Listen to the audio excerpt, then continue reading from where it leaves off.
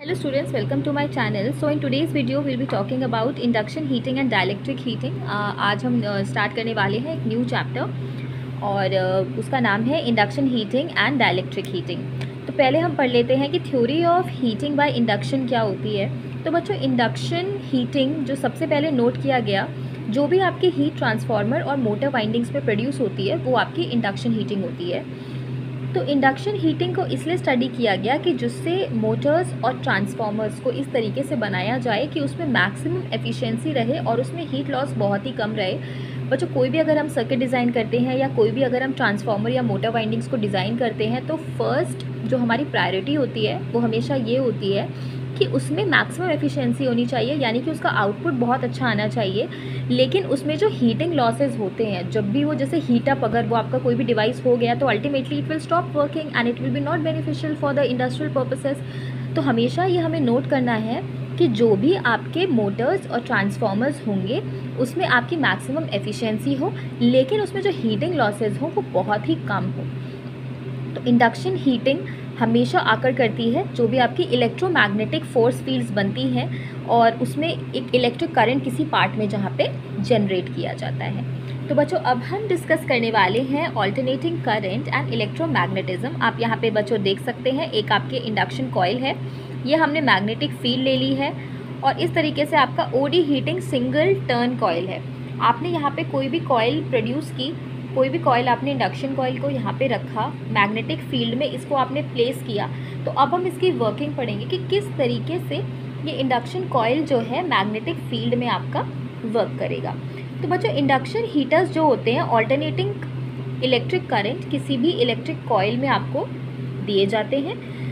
जो induction coil होता है, आपका ये जो इंडक्शन कॉइल होगा ये इलेक्ट्रिक यानी कि सोर्स ऑफ हीट बन जाएगा, जिसकी वजह से इलेक्ट्रिक करंट जनरेट हो जाएगी और जिससे कि आपका ये जो मेटल वर्क पीस है ये आपका हीट हो जाएगा। इसमें कोई भी बच्चों कॉन्टैक्ट की ज़रूरत नहीं होती है between the work piece and the induction coil as the heat source, और हीट को हम लोकलाइज्ड एरिया ऑफ सरफेसेस में रखेंगे। अब आप बच्चों देख सकते हैं कि आपका surface heating single turn coil है, यहाँ पे आपने एक वर्क पीस लिया है, ये आपकी मैग्नेटिक फील्ड है, ये इंडक्टर है। तो अब आप देख सकते हैं कि किस तरीके से वर्क करेगा। आपने देखा कि चारों तरफ ये मैग्नेटिक फील्ड है, ये पूरा आपका वर्क पीस है और ये आपकी जो है स्मॉल स्मॉल इसमें जो करंट्स हैं ये राइज होनी शुरू हो गई है, आप इस फिगर में देख सकते हैं। अब क्या होगा बच्चों, इसमें जब आप इन वर्क पीसेस को जब आप मैग्नेटिक फील्ड में रखेंगे तो इसमें एडी करंट्स जनरेट हो जाएंगी और एडी करंट से बच्चों क्या होगा, एडी करंट से आपका जो डिवाइस है वो हीट होना शुरू हो जाएगा। आप ये देख सकते हैं कि जब इसमें हीट करंट राइज होनी शुरू हो जाएगी तो इसका बच्चों प्रोसेस ये होता है कि जो ऑल्टरनेटिंग करंट किसी भी इंडक्शन कॉइल में होगी उसकी इनविजिबल फोर्स फील्ड होगी उसके चारों तरफ। आप देख सकते हैं कि जब भी आप किसी इंडक्शन कॉइल को प्लेस करेंगे या उसके जस्ट बगल में किसी वर्क पीस के अराउंड रखेंगे तो जो लाइन ऑफ फोर्सेज होंगी वो कॉन्सेंट्रेट करेगी एयर गैप में between the coil and the work piece. अब जो इंडक्शन हीटिंग जो होती है इसके बहुत सारे एडवांटेजेस होते हैं। जो फर्स्ट आपका एडवांटेज होता है वो ये होता है कि इसमें क्विक हीटिंग होती है, हाई प्रोडक्शन रेट्स होता है, ईज़ ऑफ ऑटोमेशन होता है, कंट्रोलिंग बहुत अच्छी होती है और सेफ एंड क्लीन वर्किंग होती है। It's a very important question that is basically asked in your exam कि what is your dielectric heating. So आप प्लीज़ इसको पढ़ें और इंडक्शन हीटिंग जो है इसको आप पढ़ें और ये बहुत इंपॉर्टेंट क्वेश्चन है जो एग्जाम्स में आपसे पूछा जा सकता है। ओके स्टूडेंट्स, अब हम डिस्कस करेंगे द इफ़ेक्ट ऑफ फ्रीक्वेंसी कि फ्रीक्वेंसी का क्या इफ़ेक्ट होता है। तो जो स्किन इफेक्ट आपका होता है result from the tendency of the current density, जो भी आपकी करंट डेंसिटी होगी किसी भी मटेरियल में वो हमेशा सरफेस पे सबसे ज़्यादा होगी। तो जो ओवरऑल इफ़ेक्ट होता है, इन अ रिलेटिवली हैवी करंट को इंड्यूस किया जाता है किसी भी वर्क पीस के सरफेस पे, तो आप देख सकते हैं कि जो करंट डेंसिटी, फील्ड स्ट्रेंथ और जो पावर होती है वो सारी डिक्रीज़ होने लगती है जैसे ही हम बार में बहुत ज़्यादा डीपर जाना शुरू कर देते हैं। तो आप देख सकते हैं कि जितना आप ज़्यादा डीपर बार में जाएंगे तो वहाँ पे आपकी करंट डेंसिटी, फील्ड स्ट्रेंथ और पावर ये सारी धीरे धीरे simultaneously it keeps on decreasing. It stands to the reason that current at the centre of the bar is always zero, यानी कि जो भी आपका सेंटर ऑफ द बार में जो करंट होगी that will be your zero, क्योंकि जो करंट हर एक साइड पे होगी because the current on each side of the center is going in opposite directions. आप बच्चों ये देख सकते हैं, the effect of skin effect can be reduce by increasing the frequency. जैसे अगर आपको किसी स्किन इफेक्ट को अगर आपको देखना है कि वो आप कैसे इंक्रीज़ कर सकते हैं, तो उसको आप इंक्रीज़ कर सकते हैं उसकी फ्रीक्वेंसी को इंक्रीज़ करके। तो conversely the effect can be reduce by lowering the frequency at the cost of efficiency. और कन्वर्सली अगर आप इसको देखें तो आप इसके जो इफेक्ट हैं फ्रीक्वेंसी के, अगर आप उसको लोअर करना चाहें तो उसकी जो एफिशिएंसी है उसका कॉस्ट जो है वो रेड्यूस हो जाएगा। However, even with low frequency, if the workpiece is large enough, there will be sufficient skin effect for induction heating. आप ये बच्चों देख सकते हैं कि अगर आप बहुत ज़्यादा लो फ्रीक्वेंसी में भी जाते हैं और वर्क पीस आपका बहुत ही ज़्यादा लार्ज है, यानी कि साइज़ में if it is very big, तो आप ये देख सकते हैं कि उसमें सफिशिएंट स्किन इफेक्ट होगा इंडक्शन हीटिंग के लिए। स्किन इफेक्ट हमेशा डिपेंड करता है, it depends upon even more than just the frequency and the size of work piece. Skin effect का जो डिपेंडेंसी होता है वो हमेशा फ्रीक्वेंसी और उसके साइज ऑफ वर्क पीस पे डिपेंडेंट होता है। It also depends on the electric and the magnetic properties of the material from which work piece is made. तो अगर आप देखें कि जो भी आपका वर्क पीस है तो उसकी इलेक्ट्रिक और मैग्नेटिक प्रॉपर्टीज़ पे भी उसका जो स्किन इफेक्ट है वो डिपेंड करता है। तो बच्चों ये डेप्थ ऑफ पेनिट्रेशन का फॉर्मूला है, depth of penetration S, it can be calculated as S is equal to 1/2 pi under root 7 rho upon mu RF meters. Okay students, so जैसा कि हमने प्रीवियसली अभी डिस्कस किया था कि S is equal to 1/2 pi under root 10 to the power 7 rho upon mu RF, जहाँ पे S is your depth of penetration, मतलब कितना deeply your device, your workpiece, the electromagnetic field will penetrate inside the device. Rho आपका हो जाता है resistivity of material, यानी कि it is always in ohm metre. Mu R जो होता है आपका relative permeability of the material होता है, and F is the frequency of current in the work coil.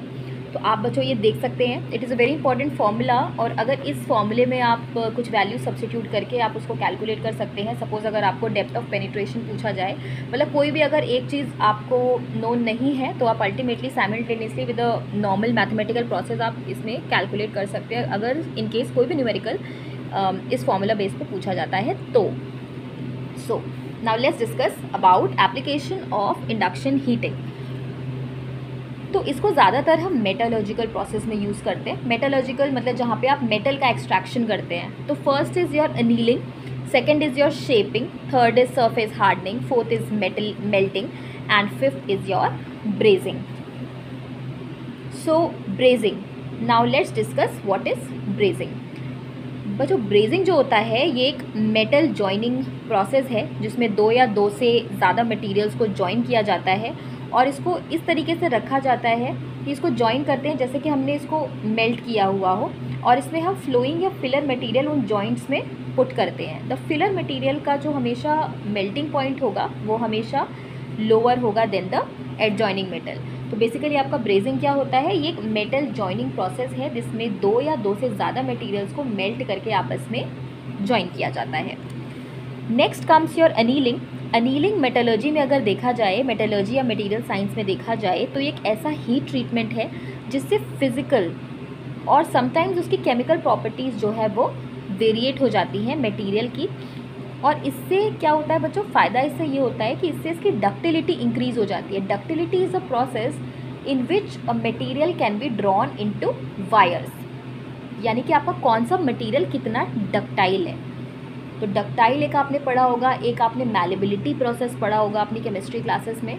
सो इसमें क्या आपका प्रोसेस होता है कि आप किस तरीके से इसकी डक्टिलिटी को इंक्रीज़ कर सकते हैं। तो डक्टिलिटी इंक्रीज़ कर सकते हैं, इसमें आप हार्डनेस को रिड्यूस कर सकते हैं, जिससे कि ये ज़्यादा वर्केबल कंडीशन में वर्क करेगा।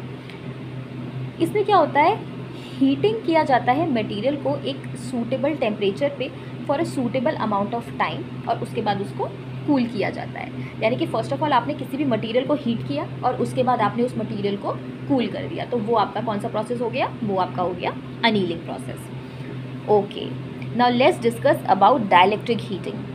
Electromagnetic fields are used for dielectric heating in industrial process and domestic application since the early 1960s। यानी कि जो डाइलेक्ट्रिक हीटिंग का प्रोसेस था ये 1960s में इंट्रोड्यूस हो गया था।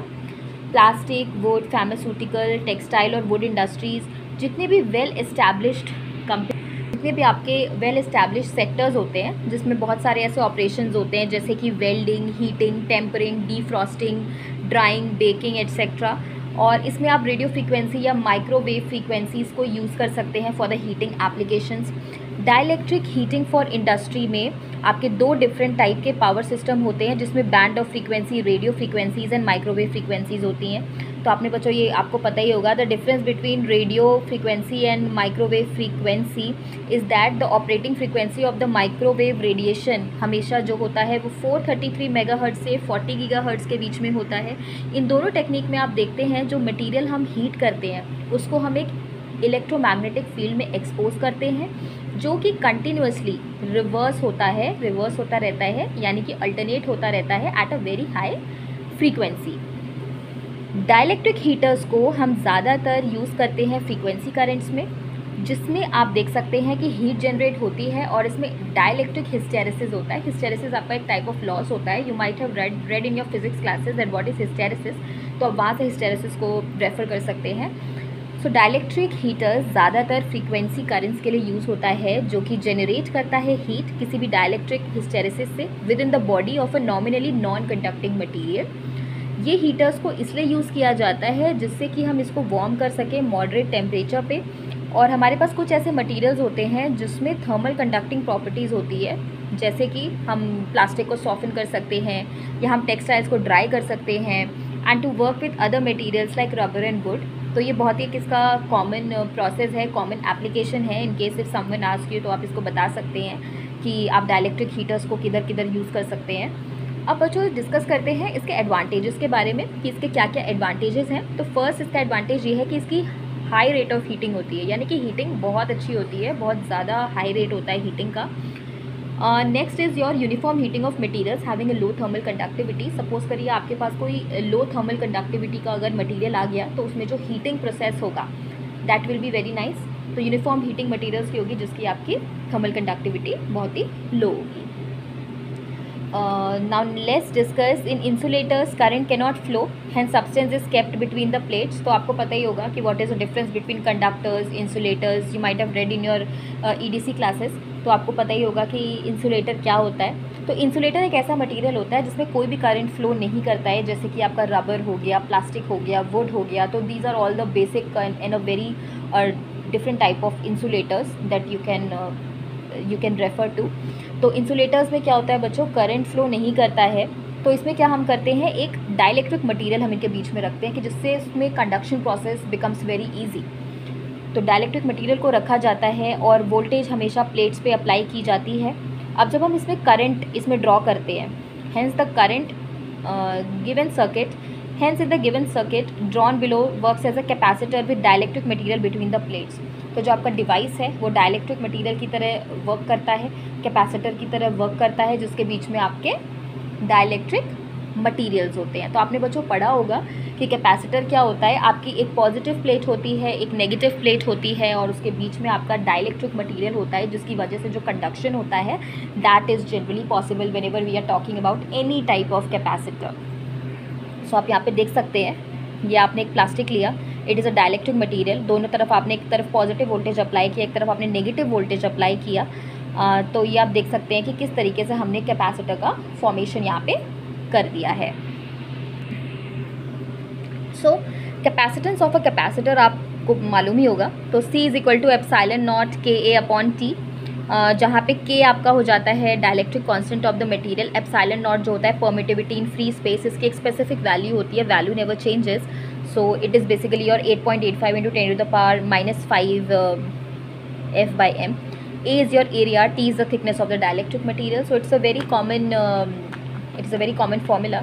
तो अगर आपसे सपोज़ ये पूछा जाए कि किसी का भी आप कैपेसिटेंस निकालें, या आप K की वैल्यू निकालें, या आप A की वैल्यू निकालें, या T की वैल्यू निकालें, तो आप इस फॉर्मूले से बेसिकली आप वैल्यूज़ निकाल सकते हैं, सब just by a very general substitution and a very normal mathematical calculation. तो आप इससे आप कैपेसिटेंस किसी भी कैपेसिटर का कैलकुलेट कर सकते हैं।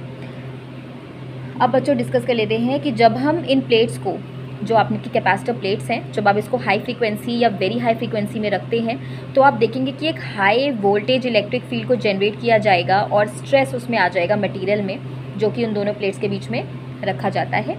Due to this high voltage electric field, that is rapid reversal of electric field and molecular agitation, उसमें मॉलिक्यूल्स जो होंगे आपस में they will keep on moving, और जिसकी वजह से आपका जो मटेरियल है वो हो जाएगा डिस्टॉर्टेड, यानी कि मटेरियल में ब्रेकेज आने शुरू हो जाएंगे। In this process insulator materials like would, phenolic, plastic gate heated easily in a very short duration of time. तो आपने देखा कि जब आप हाई फ्रीक्वेंसी और अल्ट्रा हाई फ्रीक्वेंसीज़ में किसी भी मटेरियल को अगर आप रखते हैं और इसमें हाई इलेक्ट्रिक फील्ड अप्लाई करेंगे तो ultimately your material starts heating up and this is basically your dielectric heating. तो हमने अपनी क्लास में डिस्कस किया induction heating and dielectric heating. इन दोनों के बारे में आप नोट्स अपनी नोट्स कॉपी में बच्चों प्रिपेयर कर लीजिएगा, और इतना ही आप लिखेंगे तो it will be sufficient for your exams. And in next class we will be studying power loss in dielectric material, जिसका एक बहुत ही नॉर्मल सा वेक्टर रिप्रेजेंटेशन है जो हम अपनी नेक्स्ट क्लास में डिस्कस करेंगे। Okay students, thanks for watching my video.